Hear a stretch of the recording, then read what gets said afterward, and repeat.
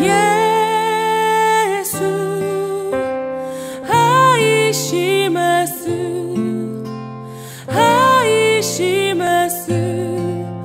코코로 소속이 타다. 어떤 남자가 아주 지혜로운 말을 기르고 있었어요. 할렐루야 하면은 아주 막 전속력으로 달려가고 아멘 하면은 탁 멈추는 그런 말이었습니다. 그 어느 날 이 남자가 그 말을 타고 큰 소리로 할렐루야 이렇게 외치니까 이 말이 막 전속력으로 이 초원을 달려갔어요. 그래 막 산을 넘고 들을 넘고 너무너무 기분이 좋았습니다. 정말 글자가대로 할렐루야 상태였어요.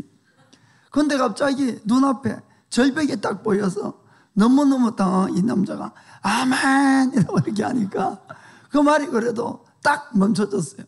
막 절벽 끝에 딱 서게 되죠.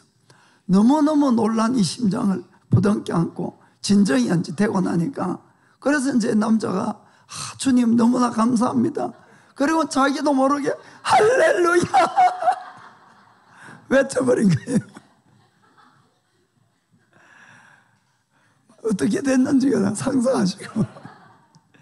자, 로마서 우리 9장, 10장, 11장을 보면은 사도 바울의 그 고민이 많이 적혀 있습니다.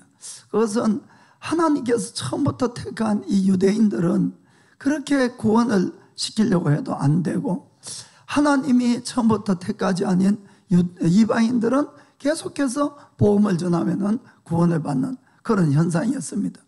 바울은 자기가 이방인의 사도이기 때문에 이방인이 구원되는 것을 너무나 사랑스럽게 여기고 감사한다고 이렇게 이야기를 하고 있습니다. 그렇지만 자기 동포들을 생각할 때마다 너무너무 이 마음이 아픈 거예요. 그래서 너무 답답하고 아픈 그런 마음으로 가지고 이제 그 9장, 10장, 11장 이렇게 적었습니다.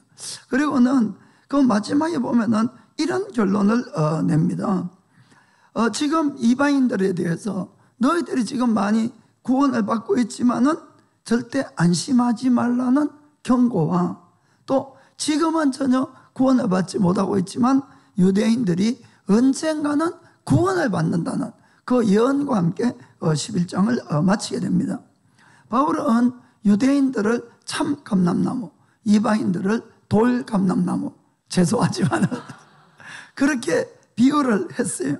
그래서 유대인은 구원을 받지 못하고 이방인은 구원을 받는 것에 대해서 이렇게 표현을 했습니다. 자, 로마서 11장 17절 18절 보겠습니다.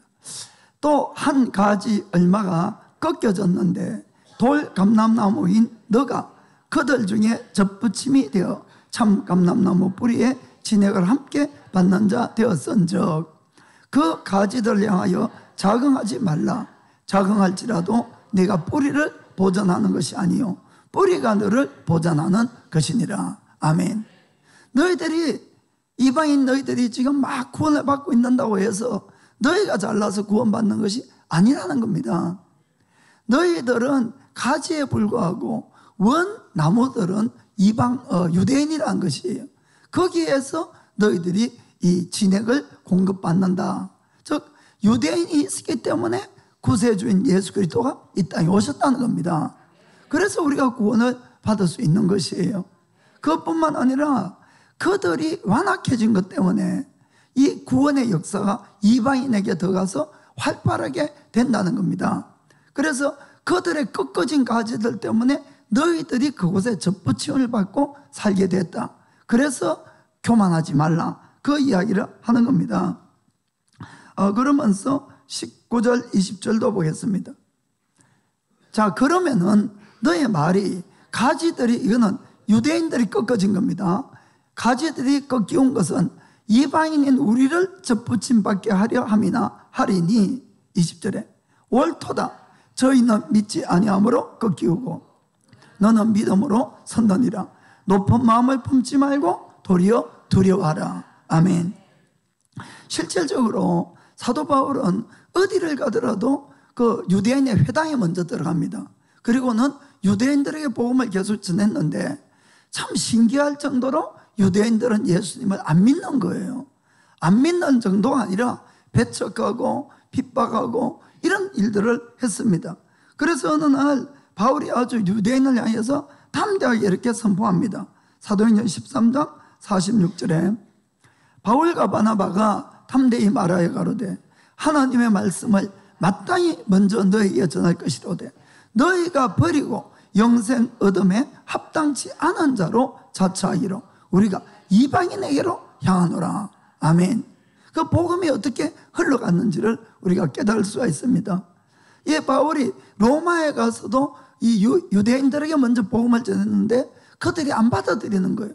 그때도 같은 말을 합니다. 사도행전 28장 28절에 그런즉 하나님의 이 구원을 이방인에게로 보내신 줄 알라. 저희는 또한 들으리라 하더라. 아멘. 그래서 이 초대교회의 모든 사도들이 유대인이 아니라 이방인들에게 더 많은 열정을 가지고 복음을 전하고 우리가 이렇게 구원된 줄 믿으시길 바랍니다. 그래서 우리가 지금까지 여러 번 설명한 듯이 왜 유대인은 구원을 못 받고 우리는 구원을 받았는가? 아까 20절에 그렇게 되어 있습니다. 옳도다. 저희는 믿지 아니함으로 꺾이우고 너는 믿음으로 섰느니라. 아멘. 유대인들은 율법적인 신앙생활을 해왔기 때문에 예수 그리스도를 믿음으로 말미암아 그냥 죄사함을 받고 구원받는다는 것을 도저히 받아들일 수가 없었던 겁니다. 이해가 됩니까? 그래서 그들은 결국 배척을 했는데 이방인인 우리는 아무것도 모르고 죄인인 건 알고 있고 그래서 우리에게 복음이 전해졌을 때는 쉽게 다들 이렇게 받아들여서 많은 구원이 일어났다 이것을 알 수가 있는 겁니다. 그런데 그 다음에 보니까 그렇다고 해서 너희가 높은 마음을 품지 말고 도리어 두려워하라 하고 바울은 경고하는 것입니다. 그 이유가 뭡니까? 21절에 있듯이 하나님이 원가지들도 아끼지 아니하셨은즉 너도 아끼지 아니하시리라. 원래는 유대인들이 하나님께 택함을 받았죠. 그럼에도 불구하고 그들이 하나님과의 계약을 올바로 이행하지 않으니까 그들은 버려진 겁니다. 그래서 너희도 높은 마음을 품지 말라는 겁니다. 버려질 수가 있다는 경고예요. 이해가 됩니까? 그러면서 22절에 이렇게 이야기를 합니다. 그러므로 하나님의 인자와 의미를 보라. 넘어지는 자들에게는 의미가 있으니 너희가 만일 하나님의 인자에 거하면 그 인자가 너에게 있으리라. 그렇지 않으면 너도 지키는 바 되리라. 아멘. 우리는 하나님이란 분을 생각하실 때 늘 두 가지를 생각해야 됩니다. 하나님의 인자와 하나님의 의미입니다. 많은 경우에는 우리가 하나님의 사랑밖에 강조를 안 해요. 왜냐하면 하나님의 심판, 하나님의 의미 이것을 이야기하는 것이 부담스럽거든요. 듣기 싫어하니까. 그래서 많은 경우는 하나님의 사랑만 강조를 하고 그래 무슨 일이라도 믿기만 해. 믿으면 구원을 받아. 이러는데 아니라는 거예요. 바울은 너희가 지금 이렇게 복음이 너희들에게 가서 전해지지만은 많은 사람이 하나님께 돌아오지만은 너희들도 인자에게서 거하면은 아무 상관이 없지만은 만일에 잘못된 길에 가면은 하나님의 의미에 처할 거라는 겁니다. 우리는 반드시 하나님은 사랑의 하나님이시지만은 공의의 하나님인도 믿어야 되는 겁니다. 그리고 하나님은 인자의 하나님이시지만은 의미의 하나님인 것도 믿어야 된다는 것을 꼭 기억하시길 바랍니다. 하나님을 우리가 사랑하러 말미암아 율법주의에서 벗어날 수가 있는 것이에요. 주님은 우리를 구원하시는데 좀 이따 보겠습니다만은 죄사함과 회개와 믿음으로 구원을 시켜주는 겁니다. 그렇다고 해서 하나님은 심판을 안 하시는 분이 아니시거든요. 그래서 우리가 하나님의 사랑을 깨닫게 되면은 내가 율법주의적인 삶을 살지 않습니다. 내가 하나님을 사랑해서 법을 지키는 것이지 두려워서 지키는 것이 아니다 그 뜻입니다. 그러나 하나님을 두려워할 줄도 알아야 되는 거예요. 두려워해야만이 우리가 죄를 멀리할 수가 있는 것이에요. 두려워하지 않으면 죄와 다시 타협하고 죄 속에서 사는 그런 삶을 사는 겁니다. 그래서 바울은 우리에게 하나님의 인자와 의미를 이야기하고 있는 겁니다. 그리고 오늘은 다시 한번 구원에 대해서 명백하게 우리가 함께 은혜를 나누고자 합니다. 그럼 우리가 어떻게 구원을 받습니까? 어떻게? 사도 세례 요한은 이렇게 외쳤어요. 마태복음 3장 1절 2절에 그때 세례 요한이 이르되 유대 광야에서 전파하여 가로되 회개하라 천국이 가까웠느니라 하였으니, 예수님도 이렇게 외칩니다. 4장 17절에 이때부터 예수께서 비로소 전파하여 가라사대 회개하라 천국이 가까웠느니라 하시더라. 예수님의 이 첫 번째 제자인 이 베드로도 이렇게 외칩니다. 사도행전 2장 38절에 베드로가 가로되 너희가 회개하여 각각 예수 그리스도의 이름으로 세례를 받고 죄사함을 얻어라. 그리하면 성령을 선물로 받으리니. 아멘. 공통적으로 외친 것이 뭡니까? 회개하라. 회개하라. 그러면 구원받는다는 것이에요. 우리가 왜 천국을 못 들어갑니까? 왜 구원이 안 됩니까? 죄의 문제라는 겁니다. 그래서 이 죄의 문제가 하나님과 우리 인간 사이에 가로막힌 장벽이 되고 사이를 갈랐고, 죄가 있는 사람은 그 죄값을 영원히 지불해야 된다는 것을 이야기하고 있는 것입니다. 그래서 우리가 천국에 들어가려면 반드시 죄의 문제를 해결하셔야 됩니다, 여러분.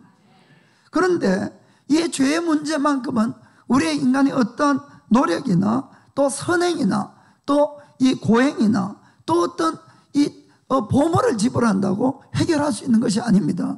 왜냐하면 로마서 6장 23절에 보면은 이렇게 되어 있어요. 죄의 싹은 사망이요 라고 되어 있습니다. 죄를 지은 사람은 큰 죄 작은 죄 할 것 없이 사망 선고를 받은 거나 마찬가지란 겁니다. 그러면은 내가 사형 선고를 받았는데 내가 그때부터 선행을 하고 뭘 한다고 해서 이것이 없어지느냐? 그렇지 않다는 겁니다. 왜냐하면 생명만큼은 생명으로밖에 바꿀 수가 없는 것이에요. 사형 선고는 무엇으로도 바꿀 수가 없다는 겁니다. 그래서 우리 인간으로는 해결할 수가 없는 것을 하나님은 우리에게 이것을 선물로 해결해 주셨습니다. 하나님의 은사, 선물은 그리스도 예수 우리 주 안에 있는 영생이니라. 아멘. 예수 안에서의 영생을 선물로 줬다는 것이에요. 어떤 방법으로 줬습니까? 우리가 사형 선고를 받고 내가 죽어야 될 그 자리에 우리가 아니라 예수님이 죽음의 자리에 나가신 거지요. 한마디로 대신 죽어주신 것이에요. 대신 죽어줬어요. 그렇기 때문에 우리가 예수님의 그 십자가의 죽음이 바로 나의 죄값 때문에 내 대신 죽었다는 그 사실을 내가 인정하고 받아들이면 되는 겁니다.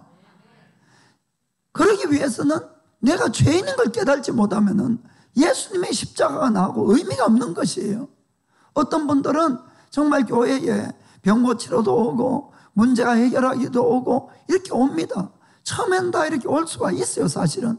그러나 교회에 와서 얻을 수 있는 가장 중요한 것은 내가 죄인인 걸 깨닫고 예수님의 십자가가 나의 구원의 길이라는 것을 이걸 깨달는 겁니다. 우리가 뭔가 내가 소원만 비는 것 같다면 딴 종교도 다 소원 빌면 이루어진다고 이야기하고 있어요. 그렇잖아요. 부처도 그렇고 뭐 어딜 가도 빌면 소원 이루어진다 그럽니다. 그러나 우리가 정말 예수를 믿어야 되는 가장 큰 이유는 나의 이 죄값을 우리 힘으로는 해결할 수 없기 때문에 그렇다는 것을 꼭 믿으시기 바랍니다. 그래서 내가 교회에 가서 내가 죄인인 걸 깨달지 못하면 먼저는 아직까지 믿는 것이 아닌 겁니다. 내가 정말 죄에 대해서 정말 한번 큰 이 충격을 받고 아픔을 받고 이 죄의 문제에 고민을 했을 때 그때 예수님의 십자가를 점점 깨달아지는 것이에요. 그리고 그 예수님의 십자가가 어떤 의미인가를 분명히 알게 되는 겁니다. 그래서 우리가 구원받는 것은 내가 예수님이 내 죄를 대신해서 죽으셨다는 그 사실을 내가 인정하고 내 죄를 하나님 앞에 회개하고 예수님을 나의 구주와 나의 주님으로 믿으면 구원을 받습니다. 이거 뭐 틀림없습니다. 구원을 받습니다. 그러나 그때에 예수님을 믿는다는 이 뜻은 그냥 내가 예수님 믿습니다가 아니고 예수님을 나의 왕으로 믿는다는 뜻입니다. 이걸 잘 아셔야 돼요. 그러면은 예수님이 나의 왕이니까 이제부터는 예수님의 말씀을 따라 산다는 계약이기도 한 거예요. 그렇겠죠? 그렇습니다. 그래서 우리가 하나님께서는 죄인인 우리를 아무것도 한 것이 없지만은 내 죄를 인정하고 회개하고 예수님을 믿는다는 것은 하나님과 우리의 계약입니다. 계약. 그 계약을 주님은 믿어주고 하나님께서는 모든 걸 용서하시고 구원해 주시는 겁니다. 그래서 성경은 이렇게 적혀 있어요. 에베소서 2장 8절 9절 보겠습니다. 너희가 그 은혜를 인하여 하나님의 은혜로 믿음으로 말미암아 구원을 얻었나니 이것이 너에게서 난 것이 아니요 하나님의 선물이라. 아멘. 선물이란 뜻은 공짜로 주니까 선물이 됩니다. 내가 뭔가 일을 해서 받으면 대가지 선물은 아니죠. 그래서 구원만큼은 우리 인간이 어떠한 대가를 지불해도 받을 수가 없는 것이에요. 9절에 행위에서 난 것이 아니니 이는 누구든지 자랑치 못하게 함이니라. 아멘. 은혜라는 이 뜻은 받을 자격이 없는 사람에게 무언가를 더하여 주는 것은 은혜다 이렇게 이야기를 합니다. 그래서 우리는 죄인이기 때문에 구원을 받을 자격이 아무도 없습니다. 그것을 하나님께서는 구원을 선물로 주신 것이 우리에게. 왜냐하면 아까도 이야기했지만 사형을 이걸 돌이킬 수 있는 어떠한 선행이나 노력은 없기 때문에 그렇습니다. 인간의 힘으로 불가능하니까 하나님이 만들어서 주신 것이에요. 아멘. 그래서 여러분들이 마음문을 하나님께 열고 주님을 받아들이시면 정말 구원받습니다. 자, 그러면은 성경에는 언제 구원을 받는가? 그래서 자꾸 저희 교회에서는 바르게 살아야 된다, 바르게 살아야 된다 이러니까 구원받기 위해서 바르게 사는 거 아닙니다, 여러분. 제가 분명히 말씀드리지만은 구원을 받았기 때문에 바로 사는 거예요. 열날라 그러네.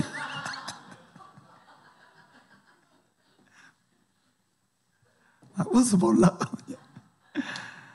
그래서 우리가 구원을 언제 받았느냐 자꾸 이야기를 해도 여러분들이 착각을 하고 잘 모르시는데 우리가 구원 받으려고 지금 신앙생활을 하는 것이 아니고 구원을 받았기 때문에 신앙생활을 바르게 하는 겁니다. 이걸 착각하지 마세요. 그 언제 구원을 받았느냐? 바로 내가 예수님을 마음으로 정말 믿겠다고 하나님과 약속했을 그때예요. 그때 주님과 계약했을 때 마음으로 내 죄를 회개하고 예수님을 나의 주인으로 모셔드린 그 순간이 우리가 구원을 받은 겁니다. 그래서 그때까지 모든 죄가 다 사함을 받았어요. 그 증거가 어디 있느냐? 바로 성령님이에요. 여러분 속에 성령님이 와 계신다고 믿어지면은 여러분은 구원 받은 겁니다. 구원 받아야 될 것이 아니고 구원 받았어요. 그래서 여러분 이 성령님은 우리 인간이 죄를 지었기 때문에 떠나가신 분이에요. 우리 속에 계시다가. 그래서 우리의 영이 성령님이 떠났기 때문에 성경에는 죽었던 너희를 살렸고 이렇게 표현하는 겁니다. 그건 내가 죽지도 않았는데 영이 죽었다 그 뜻이죠. 그래서 내가 예수를 믿고 죄사함을 완전히 받았기 때문에 성령님이 다시 나한테 오신 겁니다. 그건 죄사함 받았다는 증거예요. 그리고 하나님의 아들 된 표로 성령님이 왔고 또 구원의 표고 부활의 표기도 합니다. 성령님은. 아멘. 그래서 성경은 우리가 예수님을 믿었을 때에 구원 받았다고 이렇게 되어 있습니다. 요한복음 5장 24절에 보겠습니다. 요한복음 5장 24절. 내가 진실로 진실로 너에게 이르노니 내 말을 듣고 또 나 보내신 이를 믿는 자는 영생을 얻었고 심판에 이르지 아니하나니 사망에서 생명으로 옮겼느니라. 아멘. 과거형으로 되어 있다는 것이에요. 과거형으로. 그래서 내가 구원을 받으려고 하는 것이 아니고 내가 예수를 믿는 순간에 구원을 받았기 때문에 우리가 바로 사는 겁니다. 그렇지만은 성경에는 또 이런 말씀도 있는 것이에요. 빌립보서 2장 12절에 그러므로 나의 사랑하는 자들아 너희가 나 있을 때뿐 아니라 더욱 지금 나 없을 때에도 항상 복종하여 두렵고 떨림으로 너희 구원을 이루라. 아멘. 이건 미래형이에요. 그죠? 구원을 이루라는 겁니다. 자, 이 말씀만 보면은 우리는 구원을 받은 겁니까? 받지 않은 겁니까? 글자 그대로 보면은 받지 않은 거예요. 이거는. 그럼 도대체 아까 그 말씀은 뭐고 이 말씀은 뭐냐? 모순이 있습니다.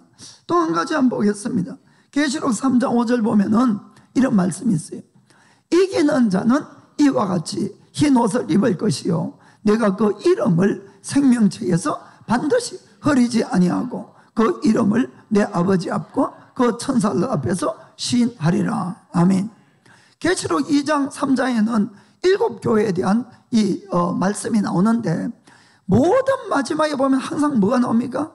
이기는 자만 나오는 거예요. 이기는 자.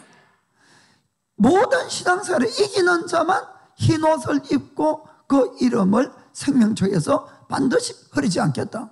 자, 그러면은 나 정말 예수님 믿었는데 지면 어떻게 됩니까? 그런 질문을 할 수 있잖아요.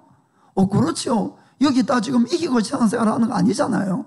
진 사람들도 많고 넘어진 사람도 많고 떠난 사람도 많고 그러면 어떻게 되냐? 그럼 결국은 그 말씀대로 할 것 때문에 흰 옷을 입지도 못하고 생명책에서 이름이 지어질 수도 있다는 겁니다.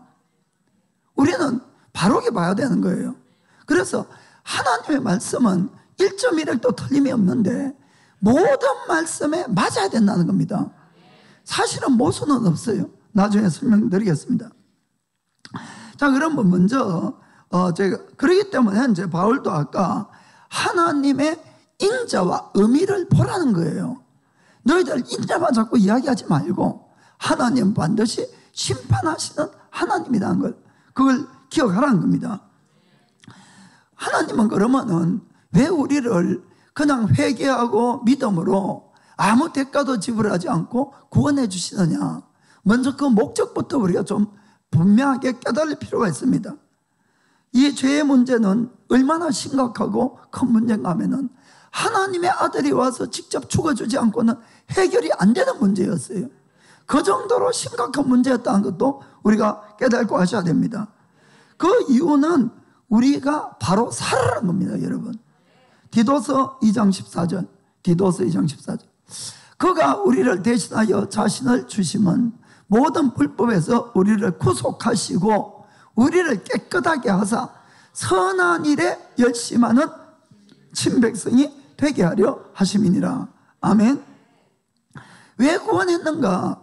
선한 일에 열심하는 하나님의 친백성이 되기 위해서 우리를 구원했다는 것이에요. 한마디로 이 땅에서 바로 살면서 빛과 소금의 역할을 하는 자로 불렀다는 겁니다. 에베소서에도 그렇게 되어 있습니다. 5장 8절부터 너희가 전에는 어두움이더니 이제는 주 안에서 빛이라 빛의 자녀들처럼 행하라. 아멘. 옛날에는 아무렇게나 살 수가 있었어요. 어둠에 있었어요. 그러나 지금은 빛의 자녀가 됐다는 겁니다. 그래서 빛의 자녀처럼 살게 하려고 구원하신 것이에요. 9절에도 빛의 열매는 모든 착함과 의로움과 진실함에 있느니라. 아멘.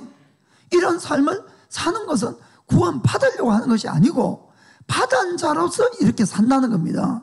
10절에는 주께서 기뻐지게 할 것이 무엇인가 시험하러 보라. 아멘. 정말 하나님이 나를 통해서 무엇을 기뻐하시는가를 거기에 여러분이 초점을 맞추고 인생을 사시기 바랍니다. 그래야 가장 보람된 인생을 살아갈 수가 있는 것입니다. 그럼 오늘은 이 회개에 대해서 좀 자세하게 말씀을 전하고자 합니다. 회개.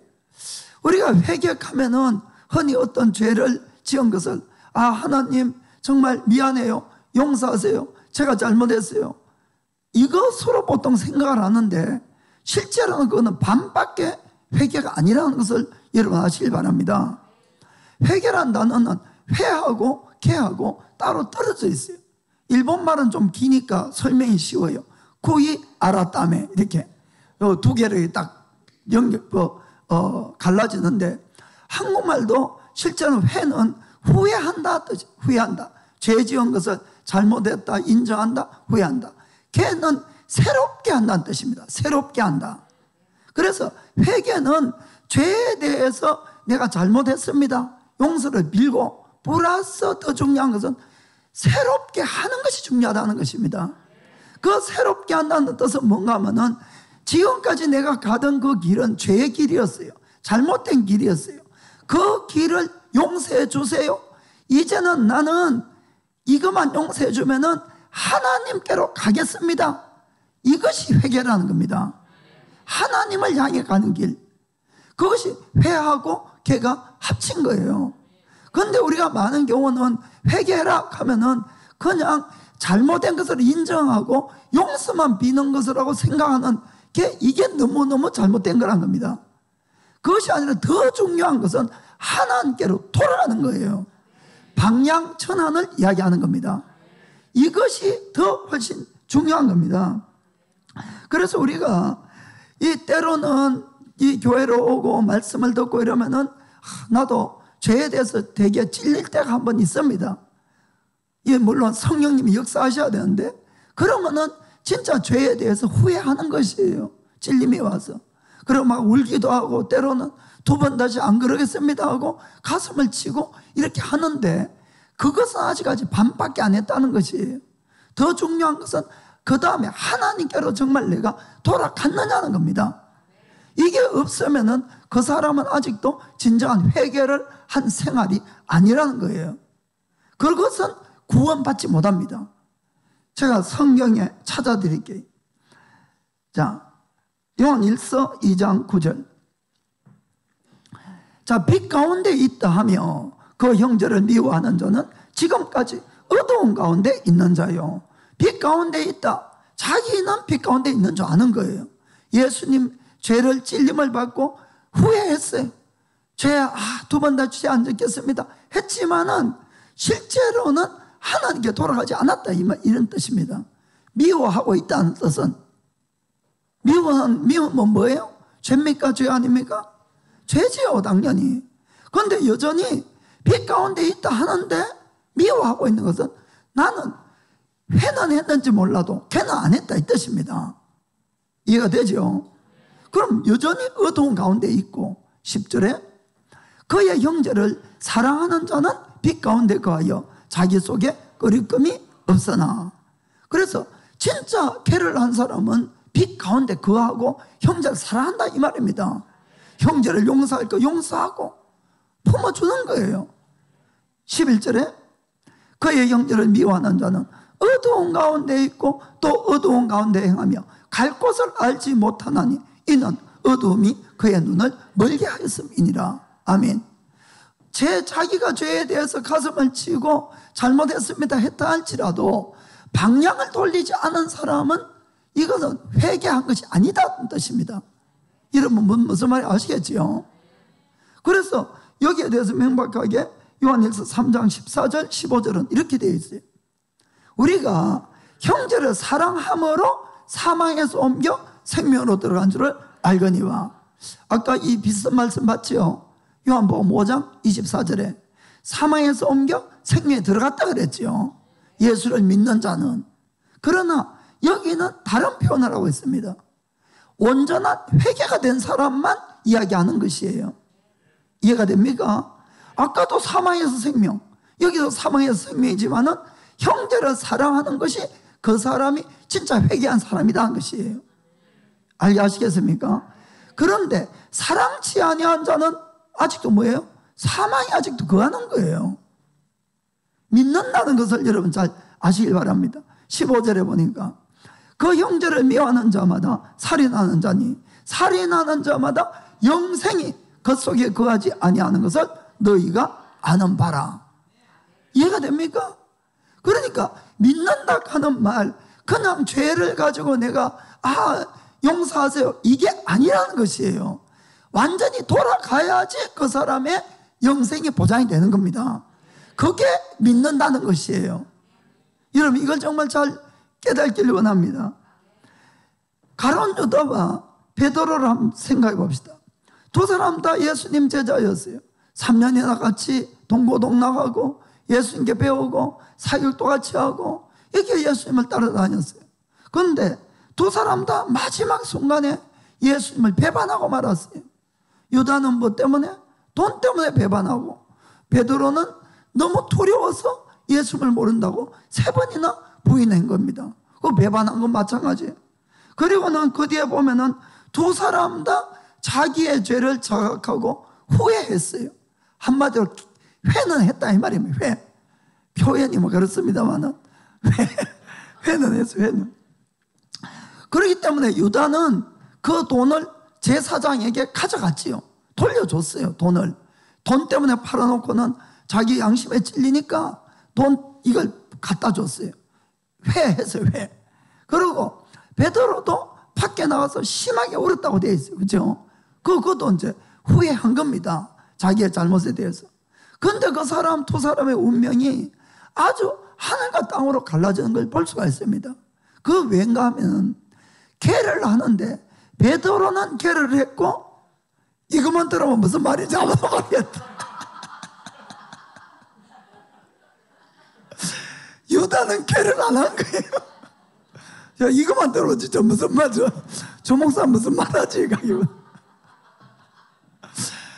그 계라는 것이 새롭게 하는데, 이것은 하나님께 돌아가는 것만 이야기하는 겁니다. 그냥 후회해서 내가 돈을 돌려줬다 이것이 아니에요. 회개는 하나님께 돌아가야 되는 것이에요. 그래서 하나님께 베드로는 실패해서 넘어져도 다시 돌아가니까 모든 것이 회복이 되는 겁니다. 그러나 유다는 후회했어요. 가슴을 쳤어요. 너무 양심에 찔리니까 그 다음에 자살로 마친 겁니다. 뭘 안 했습니까? 하나님께 돌아가는 걸 안 하는 거예요. 이게 너무너무 중요한 거예요. 그래서 제가 이제 영어 성경에 리펜트를 그래요. 회개하는 것을 한번 찾아봤어요. 보니까 영영사전에 이렇게 되어 있더라고요. Turn away from sin 이렇게 되어 있어요. 죄로부터 완전 돌아서는 걸 이야기하는 겁니다. 그걸 회개라고 이렇게 표현해 놓은 거예요. 한국말은 그냥 회개하면은 잘못했다는 걸 용서를 비는 것만 회개인 줄 아는데, 영어는 뭐 잘못을 용서하는 거는 빼놓고 그냥 죄에서부터 돌아서는 것 이렇게 되어 있더라고요. 이게 더 정확한 거예요. 이해가 되십니까? 여러분이 우리의 운명을 갈라놓는데 어디에 있는가를 잘 보셔야 됩니다. 사울과 다윗도 늘 비교가 돼요. 그죠? 둘 다 이스라엘의 왕으로서. 그런데 우리가 아는 것처럼 두 사람 다 죄를 범했어요. 인간적으로는 다윗 왕이 훨씬 더 큰 죄를 범했어요. 정말 인간적으로 용서가 안 되는 죄였어요. 그리고 두 사람 다 죄의 지적을 받았습니다. 둘 다. 지적을 받았을 때 다윗도 후회하고 사울도 죄를 인정하고 그 잘못했다고 용서를 빌었어요. 그렇죠? 심지어는 다윗에게도 몇 번 내가 잘못했다 그러잖아요. 2번 다시 안 그럴게 그랬잖아요. 야, 이 처음 성경을 처음 듣는 것처럼 그러면 제가 하기가 힘들죠. 좀 아멘도 하고 이렇게 해주셔야죠. 그런데 정말 중요한 것은 둘 다 죄를 지적받고 죄를 인정하고 잘못했다고 이렇게 빌었지만은, 중요한 것은 다윗은 하나님께로 돌아갔고 사울은 한 번도 하나님께 돌아갔다는 것은 없다는 겁니다. 사람에게는 잘못했다 그랬어요. 몇 번이나. 그러면은 이것이 온전한 회복이 안 일어난다는 것입니다. 결국 멸망의 일로 가는 것이에요. 그래서 회개의 진정한 의미는 내가 하나님께로 돌아가는 겁니다. 그래서 이것을 내가 돌아간다고 결심을 했는데 어느 날부터 하나님이 아니고 또 딴 길을 가지요. 그렇잖아요. 그러면 이 사람은 지금 회개가 된 겁니까? 안 된 겁니까? 안 된 거예요, 그거.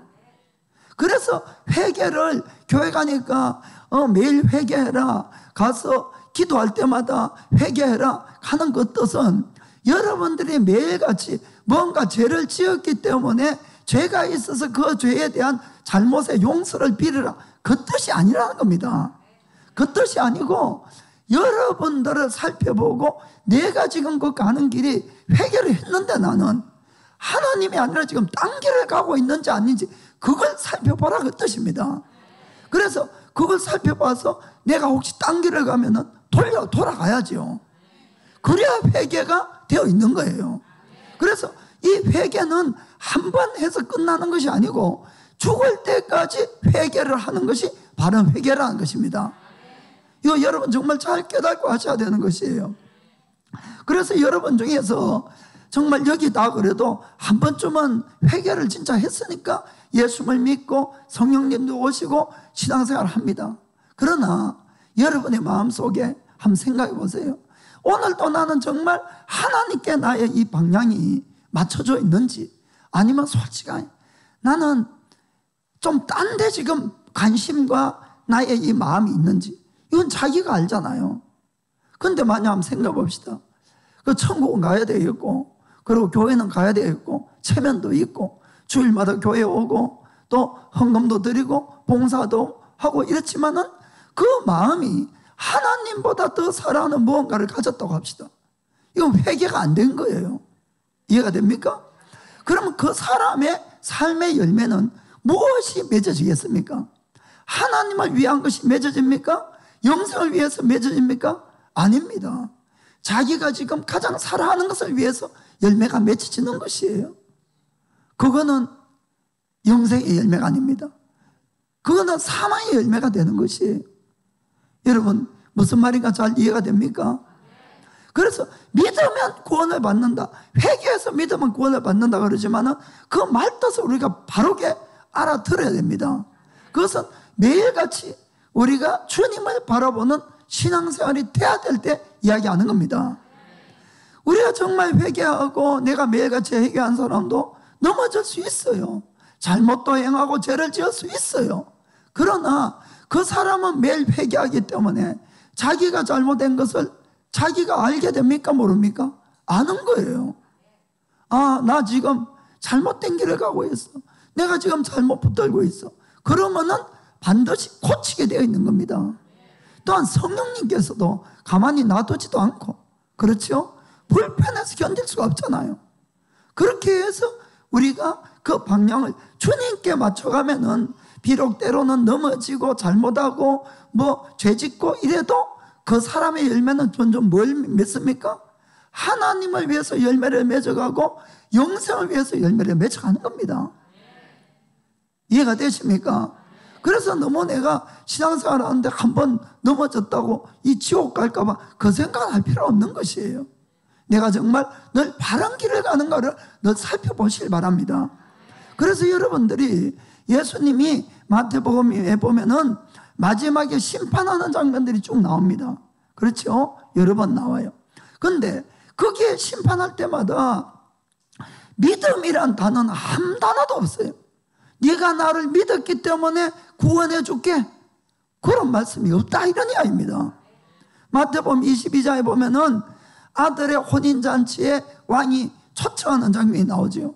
그래서 누구라도 오라고 돼 있어요. 뭐 누구라도, 막 죄인도 오고 쩔름발이도 오고 누구라도 와라. 그래서 누구라도 오라 그래서 갔는데 갑자기 주인이 묻는 거예요. 왕이, 너 왜 예복도 안 입고 왔어? 아니 누구라도 오라 그래서 왔는데. 그렇잖아요.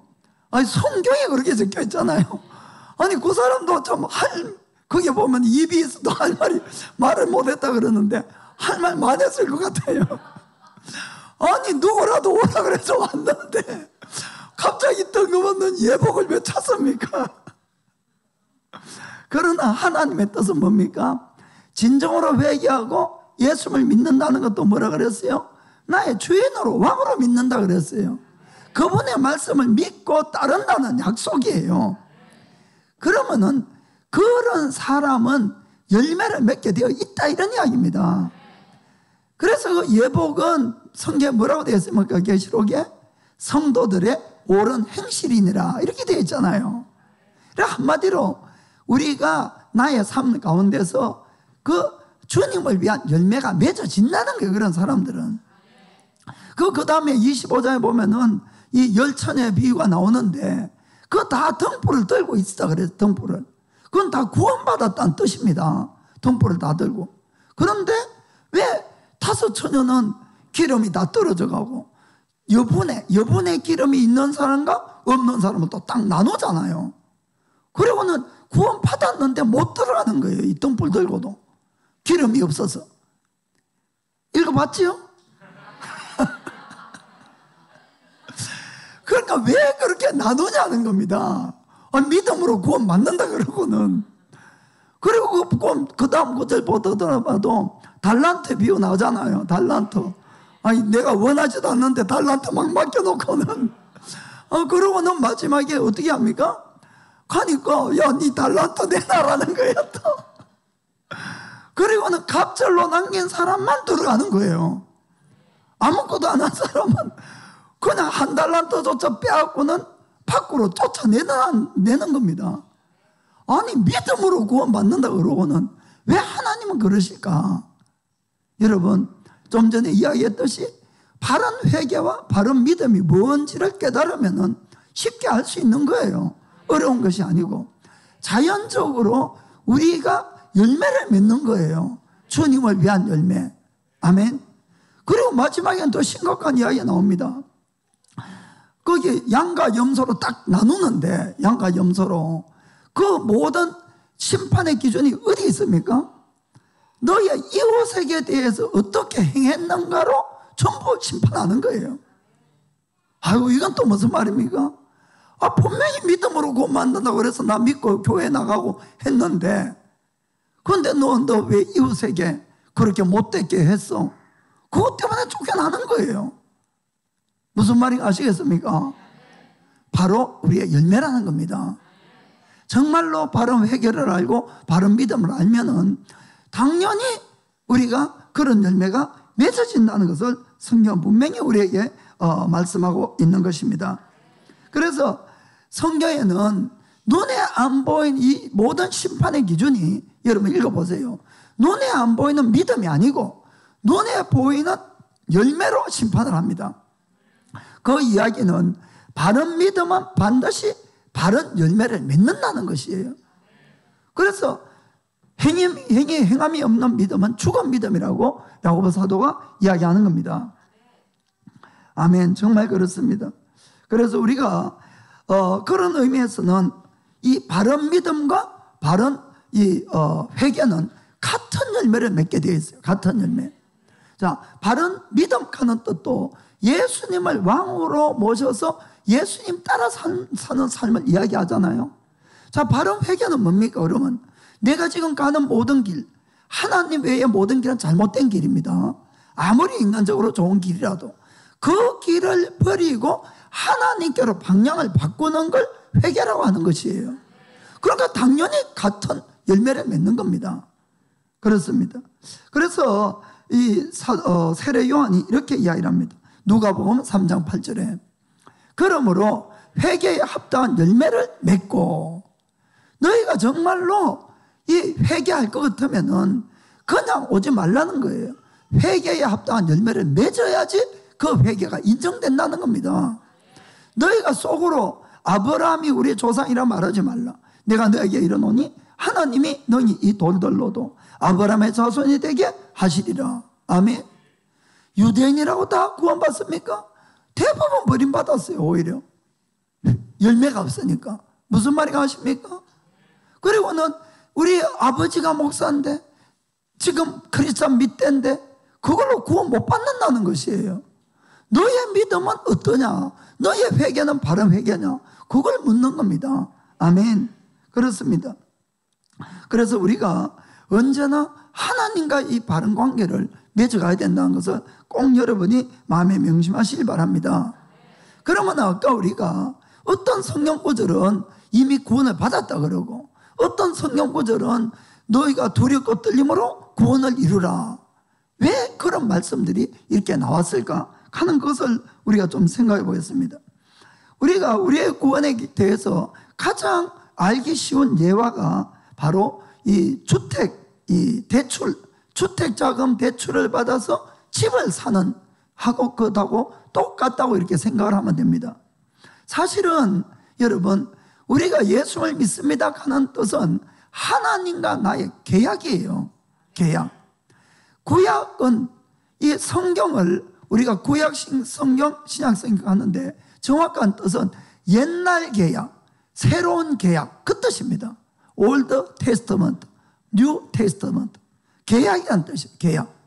그리고는 그럼 옛날 계약은 누구와 맺습니까? 유대인과 맺은 거예요.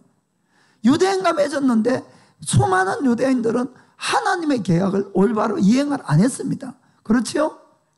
너희가 이걸 행하면은, 율법을 행하면은, 말씀대로 살면은 너희가 모든 민족에 뛰어난 민족이 되고 복을 받을 것을 말씀을 했어요. 그러나 행하지 않으면 너희가 버림을 받고 모든 민족에서 짓밟힘을 받을 거라고 말씀한 겁니다. 계약을 행했느냐 안 행했느냐는 것입니다. 우리가 예수를 믿겠습니다. 죄사함을 우리가 이제 계약하는 것은 그렇거든요. 회개하고 예수를 믿는다는 뜻은 나의 죄를 용서해 달라고 하고 앞으로는 내가 주님을 위해서 주님 따라서 살겠습니다 하는 계약입니다. 여러분, 그 계약을 하나님은 믿어주고 우리에게 모든 걸 주시는 것이에요. 자, 우리가 주택자금을 이제 빌려서 집을 산다고 합시다. 집을. 그러면은 집을 살 때에 내가 돈이 다 없어도 이 집을 살 수 있습니까? 없습니까? 살 수 있어요. 은행에서 이제 대출을 받아서 삽니다. 그러면은 그 집의 명의는 내가 돈을 다 지불 안 했지만은 누구 명의가 됩니까? 내 명의가 돼요. 내 명의. 내 명의. 그리고 내가 돈을 다 지불도 안 했지만은 그 집에 누가 살 수가 있어요? 내가 살 수가 있는 것이에요. 내가 살 수가. 그래서 돈이 비록 다 지불이 안 돼도 계약이라는 것을 통해서 그 집이 내 명이고 내 집이고 내가 사는 겁니다. 구원이 똑같다는 것이에요. 하나님과의 계약을 통해서 나는 구원 받은 거예요. 안 받은 것이 아니고 그 집은 내 집이에요. 천국에 내 집이 있는 것이고 그게 내 이름이 있는 겁니다. 그런데 자, 론으로 샀다 그러면은 그 다음에 우리가 해야 될 것이 있습니다. 그것은 뭔가 하면은 론을 그때그때 꼬박꼬박 지불해 가는 겁니다. 그것만 잘 지불하면 아무 문제가 없어요. 그렇죠? 늘 안심하고 살 수가 있어요. 그런데 이제 문제는 가끔가다 론 지불을 안 하는 겁니다. 그럼 뭐 한두 번 안 했다고 은행에서 집 빼앗아가고 이런 건 안 하죠. 경고장이 오고 페널티가 오고 이자가 올라가고 이런 일들이 생기겠죠. 그래도 끝까지 지불 안 해. 이러면은 그러면 언제 법적으로 넘어가가지고 집달리가 와서 쫓아내는 겁니다. 이해가 됩니까? 구원도 똑같다는 것이에요. 아까 예수를 믿으니까 사망에서 생명으로 옮겼다. 이 말도 진실인 거예요. 믿는다는 계약을 통해서 나는 이미 천국에 또 내 속에 성령님이 와 계시고 천국에 내 집이 있는 겁니다. 그 중요한 것은 계약을 잘 이해해 가야 되는 것이에요. 우리가 구원의 론을 우리가 주님께서 바로 살아가는 대로 따라서 살아가야 되는 겁니다. 때로는 딴 길, 딴 눈 팔기도 하고 가기도 해요. 사실은 뭐 다 그래요. 다 그래요. 그러나 그렇게 계속 가면은 어떻게 됩니까? 론 지불을 못 하는 거예요. 페널티도 옵니다. 계속 하나님께서 경고도 옵니다. 그럼에도 불구하고 딴 길을 계속 가면은 구원이 없는 것이에요. 솔직하게. 자, 히브리서 10장 26절에 한번 봅시다. 히브리서 10장 26절. 우리가 진리를 아는 지식을 받은 후 구원 받았다는 겁니다. 진리를 아는 지식을 받았어요. 믿었어요. 그런데 짐짓죄를 범한 자 다시 속지 않은 제사가 없고 이렇게 되어 있습니다. 여기 짐짓하는 뜻은 일부러 계속해서 죄를 짓는 걸 이야기합니다. 그러니까 론을 계속 안 갚는 거예요. 그러면은 쫓겨난다는 겁니다. 이해가 되십니까? 그렇기 때문에 아까 이 사도 바울도 우리에게 이야기하기를 하나님의 인자와 의미를 보라는 거예요. 너희가 인자에 계속 거하면 아무 문제가 없다는 겁니다. 그것이 바로 우리가 론을 계속 지불하는 거나 똑같은 거예요. 주의 말씀대로 우리가 바로 살고, 잘못한 것은 또 우리가 회개하고, 회개한다는 뜻은 그냥 죄 용서가 아니고 돌아서는 거죠. 돌아서서 바로 가면 되는 거예요. 그렇게만 계속 가면은 절대로 두려울 일이 없습니다. 안심하고 구원이고 장래일이고 내일이고 안심하고 살 수가 있는 것이에요.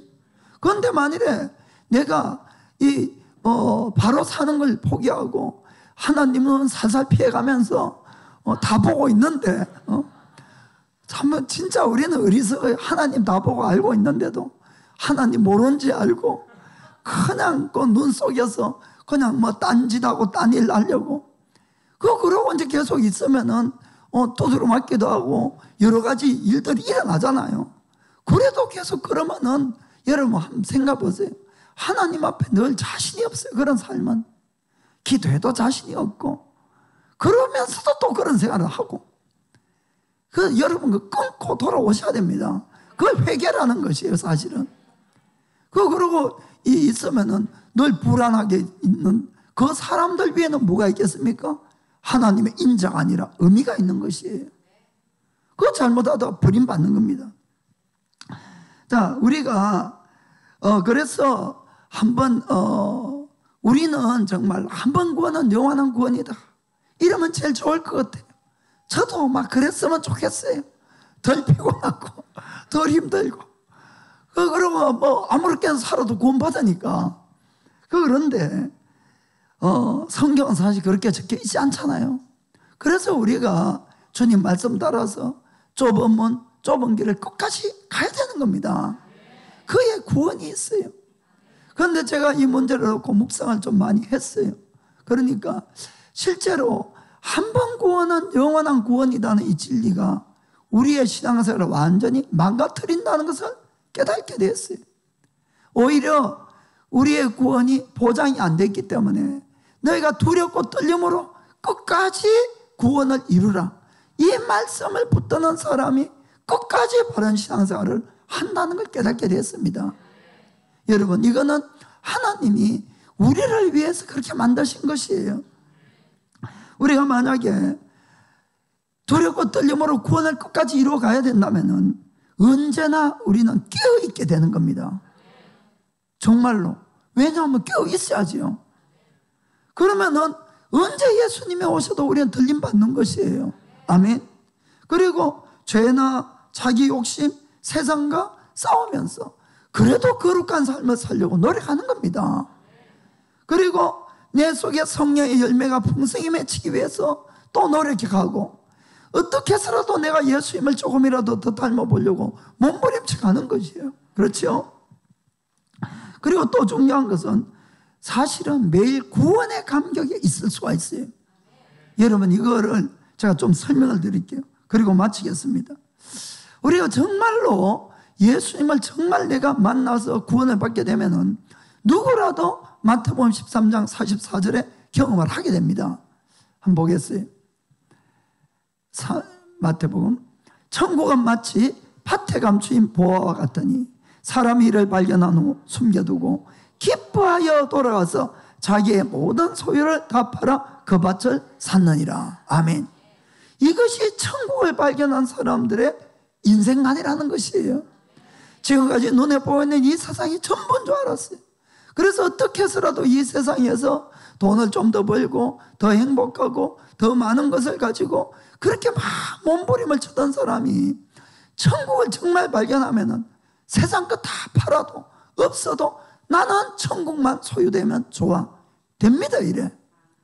이런 경험이 없다면은 좀 더 기도해 보세요, 여러분. 정말 이래 돼요. 정말 제가 그랬어요. 제가 정말 사람이 완전 변했어요. 그래서 이 기쁨을 가지고 교회에 가서 신앙생활을 하는 겁니다. 그래서 이제 교회 이렇게 보면은 제일 반짝반짝하고 제일 이렇게 신앙생활을 잘하고 이런 사람들이 막 구원받은 사람들이에요, 보면은. 그렇죠? 이 오래된 무거운 닭들은 남발해.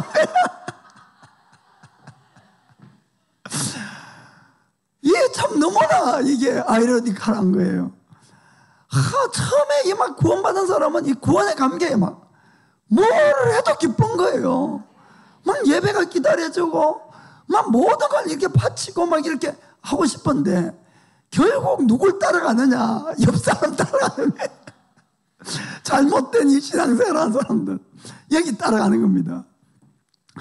그래서 이제 보면 저 사람 지금 어떤 상태인가 하는 것을 옛날에는 뭐 목사님들이 보면 안다 하는데 저는 봐서 어떻게 합니까? 이렇게 생각했는데 보면 알아야지. 보면 저 사람 지금 어떤 상태인지 하는 거를.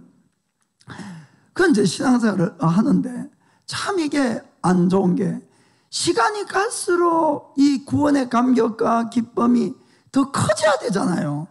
왜냐하면 천국에 가까워졌으니까. 그런데 시간이 갈수록 떨어지는 거예요. 대부분이. 시간이 갈수록 구원의 감격을 더 가지고 더 주님 앞에 가서 감사하면서 헌신하는 사람은 정말 소수예요. 이게 우리 신앙생활의 가장 큰 문제점이다 하는 겁니다. 왜 처음에는 그렇게 모든 것을 기쁨으로 감사함으로 바치가면서 헌신하던 사람들이 왜 이렇게 될까? 그 가장 큰 중요한 이유의 하나가 뭔가 하면은 이 구원론이 잘못되었기 때문에 그런 겁니다. 우리의 구원의 감격을 빼앗아가는 것이 바로 성경과 다른 가르침이에요. 그게 뭔가 하면은 한 번 구원받은 사람은 무슨 일을 해도 구원받는다는 이 생각이에요. 그런 거 절대로 없습니다. 지금 성령을 쭉 받잖아요, 여러분. 그것이 아니라는 걸 여러분 정말 깨닫고 하셔야 되는 겁니다. 그렇다고 구원을 못 받았다는 이야기를 제가 하는 건 아닙니다. 오해하지 마시고. 구원을 받았지만은 그 다음에 우리가 신앙생활을 어떻게 해야 되는가? 성경에 너무너무 자세하게 기록되어 있는데 어떤 사람들은 어떤 사람이 아니라 어떤 교리는 한번 구원받으면은 무슨 일을 해도 구원받는다. 이것 때문에 다 망쳐놓는 거예요. 크리스찬 신앙생활들은. 여러분, 만약에 그게 믿어지면은 그걸 믿게 되면 어떤 현상이 일어나느냐? 그 사람 절대로 깨어있을 필요가 없습니다. 그렇잖아요? 예수님이나 사도들이나 성경에는 수없이 깨어있으란 말씀이 있어요. 수없이 깨어있으라. 너희가 마지막에 어떤 때인지 모르니까 도적같이 오래니 깨어있으라. 그런데 나는 무슨 일을 해도 구원받는데 왜 깨어있습니까? 얼마든지 자도 구원받는데. 그렇지 않습니까? 죄나 자기 욕심이나 세상과 싸울 필요도 없는 것이에요. 구원받는데 왜 굳이 그런 생각을 합니까? 왜 성령의 열매를 맺고 예수님 닮아가려고 왜 몸부림칩니까? 그런 필요가 전혀 없는 것이에요. 교회 나가고 예수님 한번 믿었는데 구원받았는데 왜 그걸 해야 됩니까? 그렇기 때문에 여러분들이 한번 구원은 영원한 구원이고 완전 보장이 되는 그 믿음이 되면은 가장 좋을 것 같지만은 우리 믿음을 완전히 다 망쳐놓는 것입니다. 세상 사람과 아무 구분이 없는 삶을 살도록 이렇게 만드는 것이에요. 이게 너무너무 우리가 경계해야 됩니다. 그렇게 처음에 있었던 이 구원의 감격, 그것도 다 없어져요. 솔직히 아니하기로. 제가 이 경험을 했기 때문에 여러분들이 이렇게 자신 있게 말씀드리고 있을 수 있는 겁니다. 저는 정말 제가 구원받은 다음에 정말 제 주위 사람 놀랄 정도로 사람이 변했어요. 너무나 감사했어요. 저는 아침 저녁으로 눈물이 났어요. 저 어떤 죄인이 구원받았고 영생을 얻는 것이 얼마나 기뻤어. 정말 변했어요. 교회 가서도 늘 봉사 잘하고 헌금 잘하고 뭐든지, 그리고 너무 하나도 아깝지도 않고 너무나 기뻤어요. 그런데 제가 다니던 그 교회는 한 번 구원은 영원한 구원이다. 무슨 일을 해도 구원받는다. 그걸 가르치는 그런 교회였어요. 그 솔직하게 교회 안에 바르게 신앙생활하는 사람은 거의 없었어요, 사실. 왜냐하면 가르침이 그러니까 어떤 문제가 생겼는가 하면은 그곳에서 자기의 구원을 의심하거나 구원 때문에 고민하는 사람 본 적이 없어요, 제가. 100% 구원받았다고 확신하고 있었어요, 다들. 제가 한 번은 그 이제 장로님 댁에 그때 이제 사모도 같이 초청을 받아서 다른 집사님들 2번하고. 그래 가서 기도 제목을 이제 내놨어요. 그리고 장로님이라고 우리 서로 또 기도할 일이 있으면 제목 놓고 기도하자 그러더라고요. 그래서 제가 이제 부모님의 구원을 이야기를 했어요. 지금 절에 나가도 뭐 보통 열심이 아니라고. 그러니까 장로님이 이러시더라고. 아, 어머니 그냥 부처님 잘 믿게 내두세요 하더라고. 그러면서 부처도 열심히 믿으면 천국 가요 하니고요. 제가 눈이 똥해져가지고 도대체 장로님은 무슨 말씀이시냐고.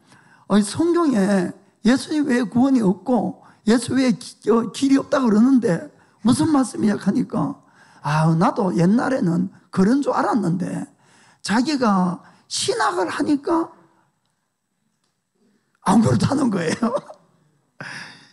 그분이 한 신학 중에 뭐가 있는가 하면은 이 종교 다원주의라고, 가톨릭에서 나온 거예요. 가톨릭에서 어떤 종교를 믿어도 결국 산을 올라가는데 여러 길이 있지만은 어느 길을 따라서 올라가도 정상에서 다 만난다, 그렇게 이야기하고 있어요. 그들은 그게 또 이 개신교까지 넘어와가지고 그 장로님 그때 신학하는 거 알았어요. 저희들도 일주일에 한 번씩 꼬박꼬박 가방 들고 저 동경에 그 똑같은 장로교회 거기에서 이제 신학교 하고 요코하마 있을 때인데 거기 갔거든요. 그래, 신학교를 하니까 이렇다는 거예요. 그래서 막 기가 막혀. 차라리 그 신학교 안 해야지. 그렇잖아요. 그런 레벨이에요. 그런 레벨. 그러니까 구원에 대해서 막 100% 확신하고 있는 사람들, 고민할 필요가 없는 것이요. 딴 종교 믿어도 구원 받는다는데 무슨 구원에 대해서 고민할 필요가 있습니까? 그거와 마찬가지로 구원에 감격이 있는 사람도 한 사람도 보지 못했어요. 자기가 구원받았기 때문에 막 펄펄 뛰는 사람이 아무도 없더라고요. 그 교회는. 그 참 목사님 이야기 제가 잘 되도록 안 하려고 그러는데, 그 어느 날 강대상에서 막 그때 이제 저하고 몇몇 사람이 전도를 하려고 이렇게 하니까 목사님 뭐라고 하시는가 하면 전도 안 해도 된다는 거예요. 자기는 이 교회는 요대로 좋다는 거예요. 보라서, 야, 구원받을 사람은 하나님은 무슨 수를 쓰서라도 다 구원시키니까 전도 안 해도 됩니다. 그분의 구원관이고 전도관이고 그랬어요. 그리고는 매일 모여서 하는 이야기, 믿음 이야기나 뭐 어떻게 거룩하게 살고 뭐 본을 보이고 기도해서 응답받고 한 번도 들어본 적이 없어요. 제가 늘 누구가 돈을 더 잘 벌고 헌금은 누가 많이 하고 누가 출세하고 뭐 성공하고 건강이 어떻고 자녀들이 어떻고 그런 이야기뿐, 그런 이야기. 그리고 늘 그것 때문에 고민하고, 어쩌면 믿는 사람 안 믿는 사람 무슨 구분이 있습니까? 여러분, 우리가 한 번 구원은 영원한 구원이라는 것이 너무나 좋을 것 같지만은 우리의 신앙을 완전히 몹쓸 신앙으로 만드는 것이 바로 그 교리예요. 여러분, 정말 이거 너무너무 조심하셔야 됩니다. 절대로 껴있는 신앙을 할 수가 없어요. 그걸 믿게 되면은 그 사람들은 구원받았다는 거예요. 그리고는 어느 날 주님 앞에 당당하게 나갔죠. 주님, 나 이제 천국 들어가겠다고. 그렇지만 예수님 뭐라 그럽니까? 마태복음 7장 21절에 주여 주여 하는 자가 다 천국에 들어갈 것이 아니고 하늘에 계신 내 아버지의 뜻대로 하는 자라야 들어갈 것이니라. 그 말씀에 딱 부딪혀 쫓겨나가는 겁니다. 아까 말씀했듯이 여러 가지 심판에 눈에 안 보이는 믿음이 아니라니까요. 어떻게 살았느냐예요. 어떻게 살았느냐. 그것으로 심판받는 겁니다. 그래서 정말 믿는 사람은 정말 믿는 사람 것처럼 사는 거예요.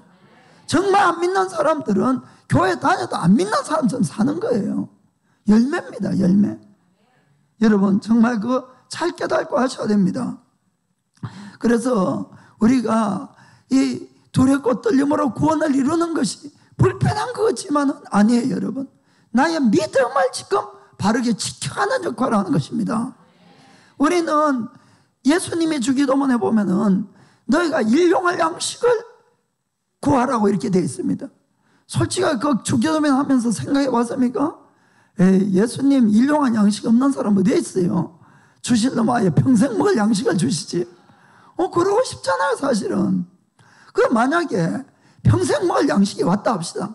그래 알았어. 네 기도 들어서 내가 100억 N을 100억 원이 아니고 100억 N을 통장에 딱 넣어줬어요. 온라인으로 전국에서. 와 통장 찍어보니까 막 동그라미 숫자 얼마나 많은지 그거 보면 얼마나 기쁩니까? 할렐루야 하나님 감사합니다. 은행 저 바닥에 앉아서 하나님께 감사 기도할 것 같아요. 그리고는 그 다음날 아침에 일어나도 기쁩니까? 안 기쁩니까? 기뻐지요. 그런데 이제 그날부터 하나님 때문에 기쁩니까? 통장 때문에 기쁩니까? 당연히 통장 때문에 기쁜 거예요. 하나님 때문에 내 인생이 안심입니까? 통장 때문에 안심입니까? 통장 때문에 안심인 거예요. 우리의 믿음이 빼앗겨버리는 겁니다. 이해가 됩니까? 한 번 구원받으면 무슨 짓을 해도 천국 간다. 우리의 믿음 다 빼앗아가요. 전혀 거룩한 삶도 안 되고 전혀 예수 믿는 향기가 나지 않는 겁니다. 그렇기 때문에 주님은 두렵고 떨림으로 구원을 이루라는 겁니다. 그렇다고 한두 번 잘못했다고 빼앗아가고 절대로 안 그러는 거예요. 여러분, 여러분들이 매일매일 자기를 돌아보셔야 돼요. 그래서 내가 정말 주님을 향하고 있는지 딴 곳을 향하고 있는지. 여러분, 론을 갚아가는 사람한테 생각하겠습니다. 론을 갚는 사람들이 론을 꼬박꼬박 갚아갈 때마다 기쁨이 오겠어요? 안 오겠어요? 옵니다. 여러분, 큰 기쁨이 와요. 오늘도 내가 바로 살았다. 큰 기쁨이 오는 거예요. 우리의 믿음의 기쁨, 이것은 매일매일의 승리에 있다는 걸 여러분 꼭 깨달길 원합니다. 그래서 오늘도 여러 가지 일이 있었지만은 주의 말씀대로 살았다. 얼마나 기쁨이 있는지 몰라요. 얼마나 감격이 있는지 모릅니다. 론을 갚는 것도 마찬가지잖아요. 갚아가면 갚아갈수록 더 큰 기쁨이 옵니다. 왜냐하면 그 집이 이제 완전히 내 소유가 될 날이 오니까. 그래서 우리가 바로 살면 살수록 어떤 일이 일어나는가? 하나님 앞에 당당한 거예요. 늘 하나님 앞에 자신 있는 거예요. 무슨 기도를 해도 들어줄 것 같은 거예요. 얼마나 기쁜지 모릅니다. 하나님과 관계가 얼마나 가까워졌는지 모르는 거예요. 그렇기 때문에 이 두렵고 떨림으로 구원을 이루는 것이 결코 우리에게 나쁜 걸 주는 것이 아니라 가장 우리의 신앙생활을 지켜주고 좋은 걸 주기 위해서 주님은 그렇게 만들어 놓으셨다는 것이에요. 끝까지 깨어서 신앙생활을 할 수 있게끔. 그래서 마지막에 다시 한번 바울의 빌립보서 2장 12절 읽고 마치도록 했습니다. 그러므로 나의 사랑하는 자들아, 너희가 나 있을 때뿐 아니라 더욱 지금 나 없을 때에도 항상 복종하여 두렵고 떨림으로 너희 구원을 이루라. 이 말씀은 우리에게 두려움과 불안을 주려는 것이 아니고 오히려 우리에게 가장 이 신앙생활을 깨어서 하나님의 은혜 가운데서 기쁨의 감격의 기쁨을 맛보면서 신앙생활을 할 수 있는 비결이라는 것을 믿기를 주의며 축복합니다. 기도하겠습니다.